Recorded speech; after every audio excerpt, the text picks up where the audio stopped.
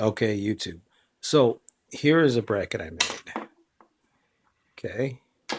Now what this consists of is plastic. Right here, this is nothing more than thin plastic. And back here, you can see this pattern back here.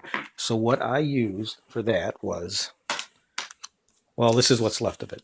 This was a Walmart plastic placemat. I think I picked it up for like $1.50 or something, $1, whatever it was. It was not very expensive.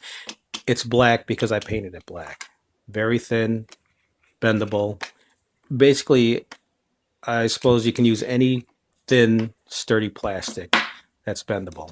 This is just what I found. Again, it was a placemat, so not very big. Where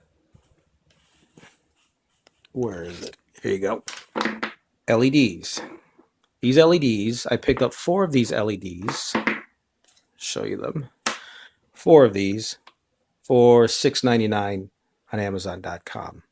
I believe they're called Queen's Cut LED or something like that, 30 centimeter. 4 of them for $6.99. Plastic plate back was $1.50. LEDs were $6.99. And this plastic molding. This is some really cool stuff. And actually, if you look, this plastic molding is held on to this plastic placemat by double-sided 3M tape. And you see that gray above the white there? That's the 3M tape, the double-sided 3M tape. All right. Now, this plastic molding here, this is some really, really cool stuff. This is, I guess hobbyists use this and other things. I found this on Amazon.com.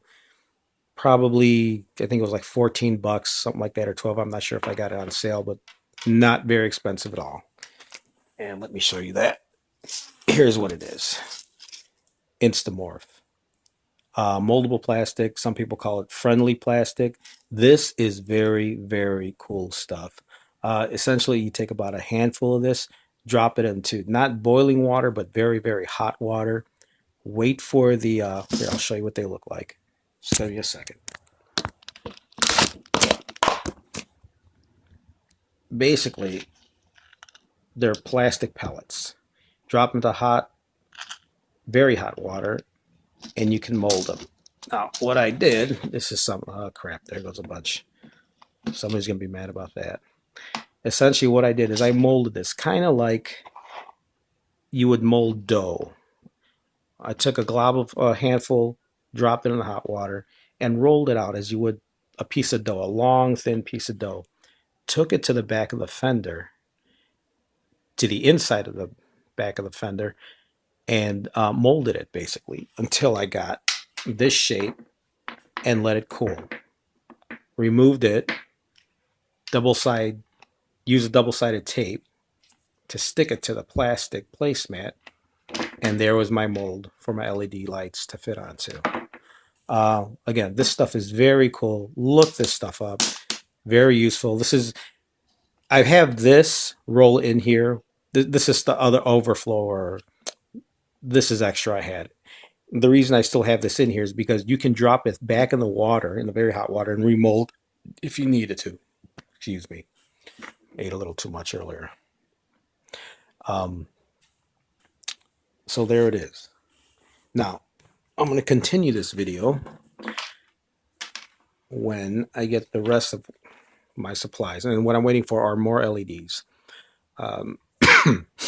So this black portion here is going to be the run light portion of the setup. Where the LEDs you see now, these are going to be the brake light portion. So basically this is going to come on only when I hit the brakes. This back portion here and here will be constantly on as running lights.